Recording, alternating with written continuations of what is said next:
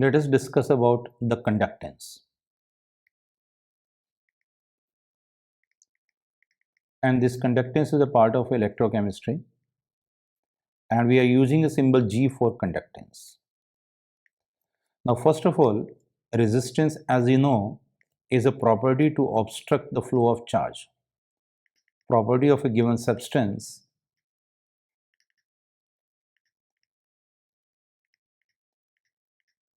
to obstruct the flow of charge. And this conductance is defined as the reciprocal of resistance. And we also know that resistance, it depends on the length and the area of cross section, and this rho stands for the resistivity.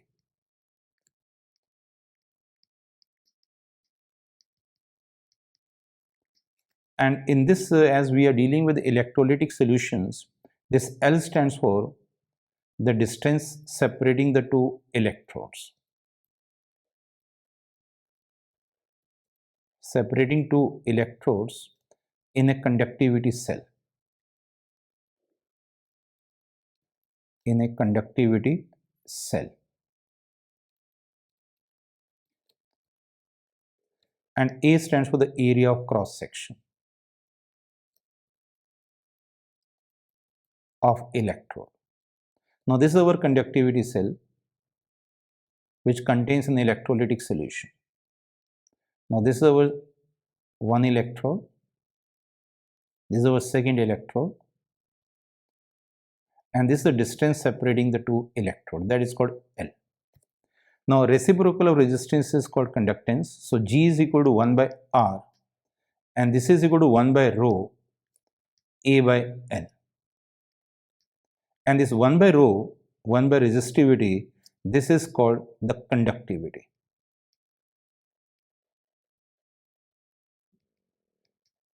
Conductivity. So the conductivity given a symbol called kappa. And this kappa is equal to 1 by resistance into L by A. This is very, very important formula to calculate the conductivity. And we can also write that kappa is equal to conductance into L by A. Conductivity measures the ease with which the current can be passed. The ease with which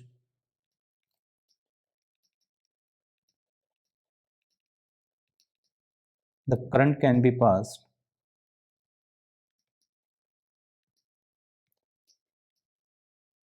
through a given electrolytic solution. Passed through a given electrolytic solution.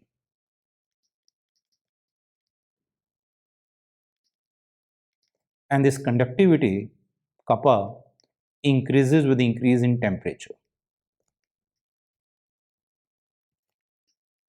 For an electrolytic solution.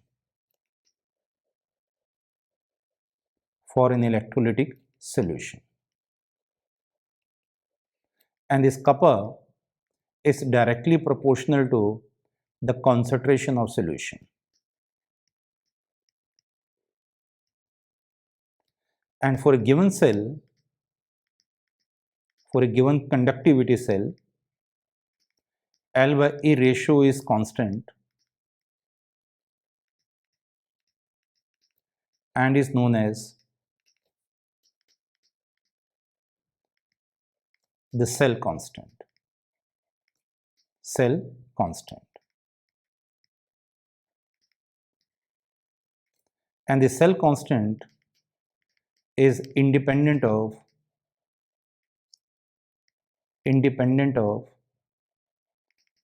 the concentration of solution. It has a SI units of meter inverse. And for a given cell with the different solutions,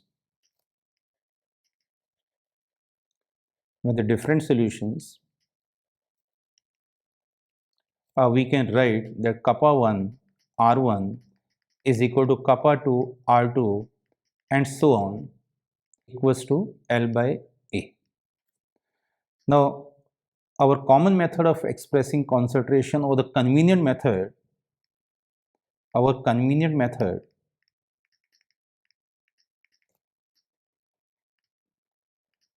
of expressing concentration is the molarity. So we define a term called molar conductance. Molar conductance, and the symbol is lambda, and is defined as the conducting power of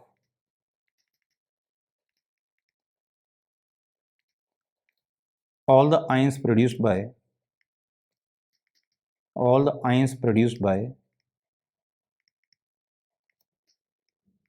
1 mole of an electrolyte.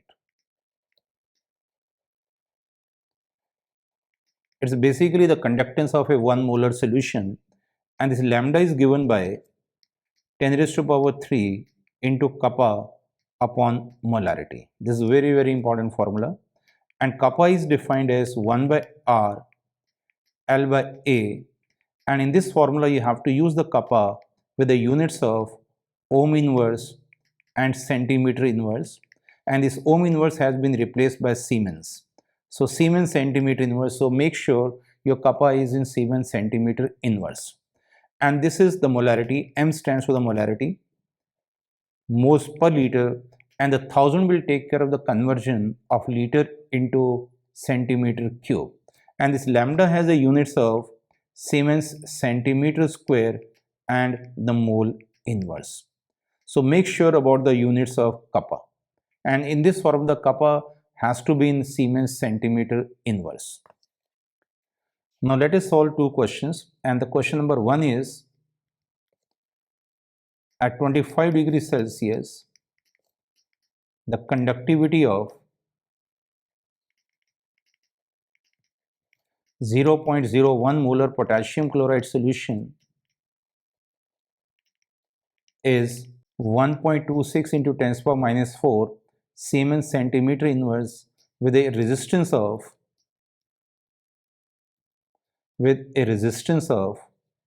800 ohms. Now 0.002 molar silver nitrate solution in the same conductivity cell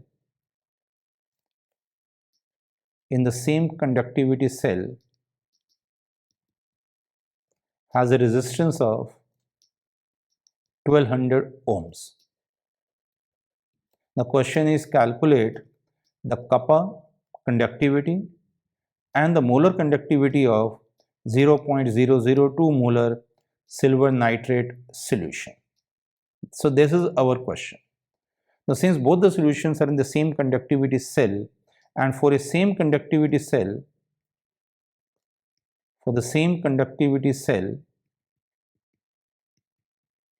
we can write that kappa of KCl, resistance of KCl, is equal to kappa of AgNO3 into resistance of AgNO3. This is equal to the cell constant, and from this we calculate the kappa of AgNO3 equals to kappa of KCl, which is 1.26 into 10 to the power minus 4 into resistance is 800 divided by resistance of AgNO3, which is 1200. So this is 1.26 into 10 to the power minus 4 into 2 divided by 3, and this is equal to 0.42 into 10 to the power minus 4 into 2, and this is equal to 0.84 into 10 to the power minus 4 Siemens centimeter inverse. Now once we know the conductivity, now we can calculate the lambda, which is defined as 10 to the power 3 into kappa upon molarity. So this is 10 to the power 3 into 0.84 into 10 to the power minus 4 upon 0.002.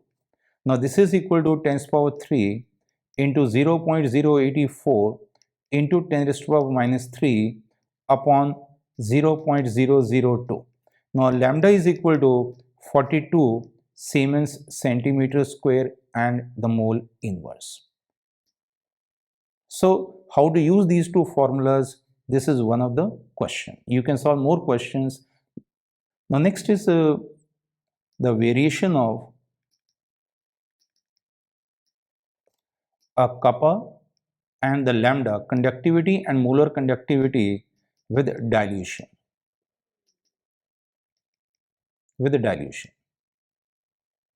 The first point is that kappa is directly proportional to the concentration of solution.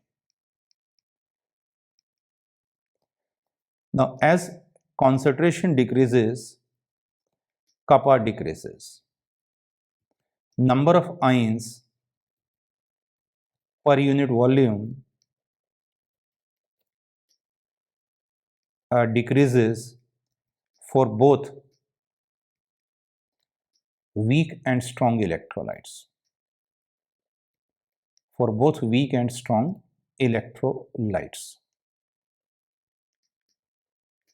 Now if you look at this formula, the lambda is equal to 10 raised to the power 3 into kappa upon molarity. We can write that lambda and the concentration molarity are inversely related.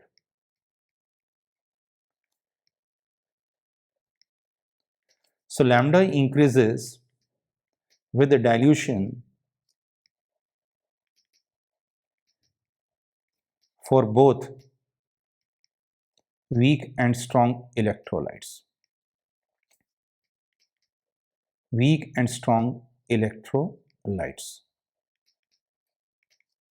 And for 1 mole of an electrolyte,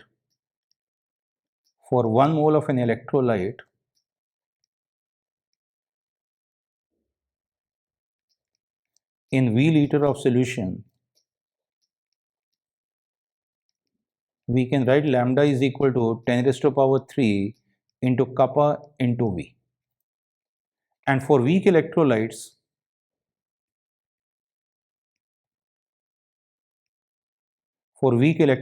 like AB, we can write that electrolyte is incompletely ionized.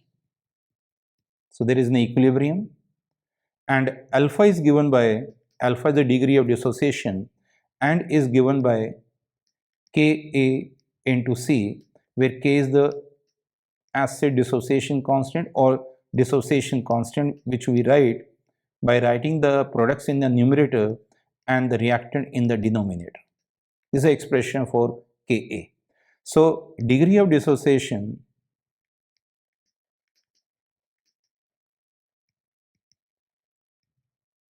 is inversely related to the under root of C. So on dilution, alpha increases, number of ions increases, and the lambda increases. And increase in volume on dilution,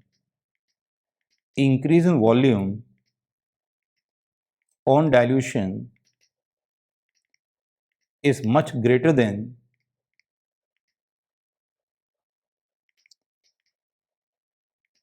the decrease in conductivity. So lambda increases with the dilution for weak electrolytes like acetic acid, hydrogen cyanide, and this K is given by C alpha square upon 1 minus alpha. Now as C approaches 0, alpha approaches 1, it means your substance electrolyte is almost completely ionized.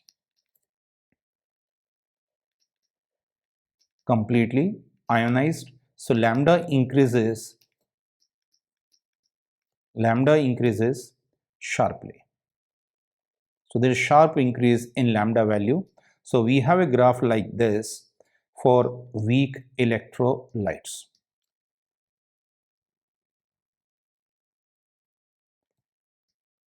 This is for weak electrolytes. And the lambda degree, the molar conductance at infinite dilution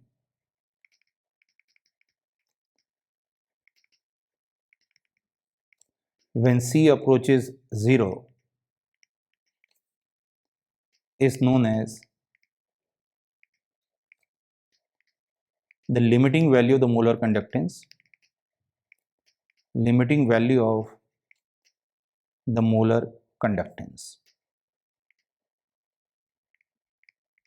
lambda degree, and this we cannot calculate from the graph for weak electrolytes. Now for strong electrolytes,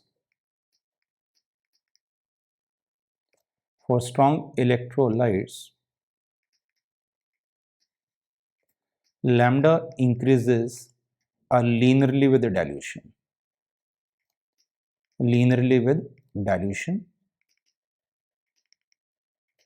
And the relationship between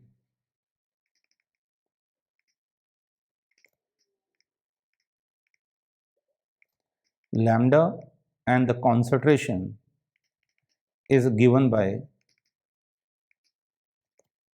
lambda is equal to lambda degree minus A into root C, where A is the slope of the line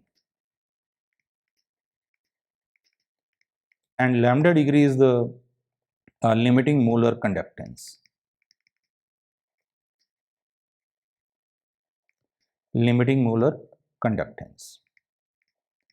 So the graph is like this for strong electrolytes. It's a straight line graph with a negative slope, and this line can be extended, and this y-intercept is equal to the maximum value of the molar conductance called lambda degree. So for strong electrolyte we can calculate the lambda degree from the graph, but for weak electrolyte we cannot calculate. Now next point is that at infinite dilution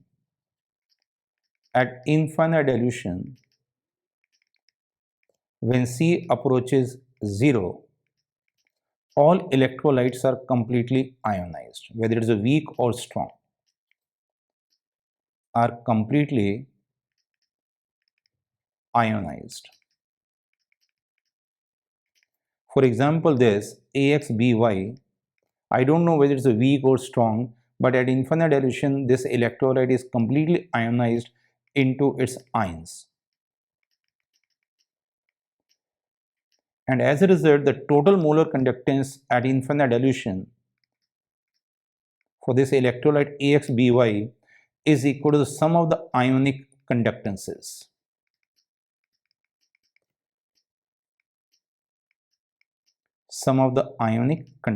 So at infinite dilution, all electrolytes are completely ionized and the total molar conductance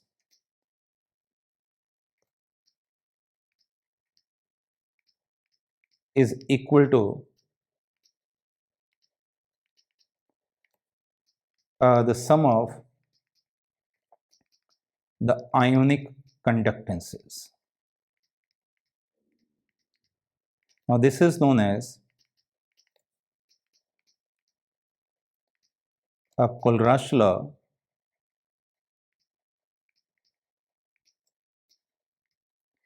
of independent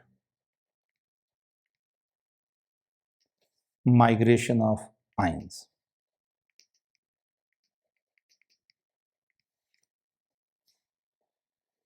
So for example, you are given calcium fluoride at infinite dilution, it is completely ionized into calcium ion and the fluoride ion.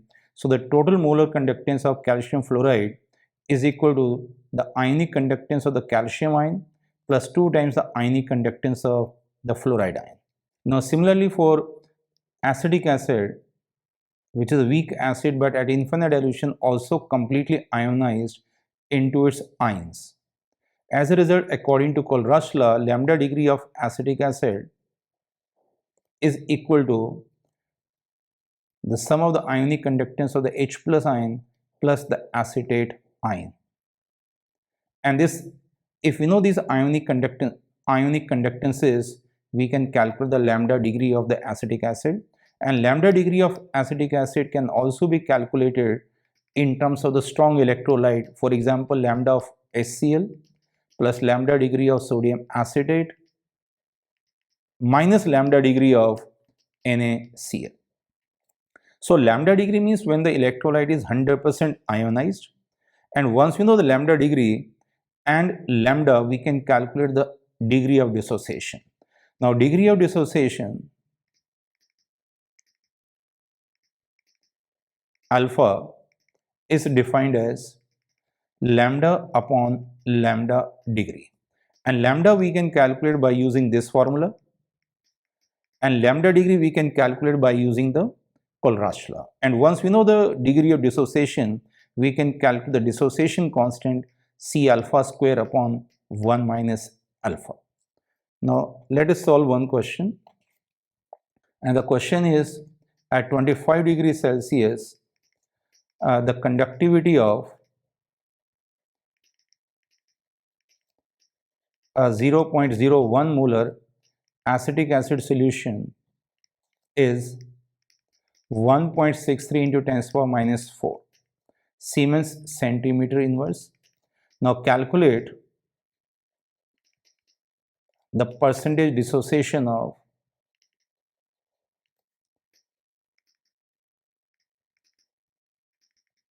acetic acid, and the given is the lambda degree of acetic acid at 25 degrees Celsius is equal to 390 Siemens centimeter square and the mole inverse. Now in this case we first calculate the lambda. Lambda is given by 10 to the power 3 into kappa upon molarity. So this is 10 to the power 3, kappa is 1.63 into 10 to the power minus 4 divided by concentration 0.01. So lambda is equal to 16.3 Siemens centimeter square and the mole inverse. Then we calculate alpha, lambda upon lambda degree. This limiting value is already given 390, and this comes to be 0.041. So the percentage dissociation or percentage alpha is equal to 0.041 into 100. This is equal to 4.1%. It means acetic acid at 25 degrees Celsius is 4.1% dissociated. So this is about the conductance.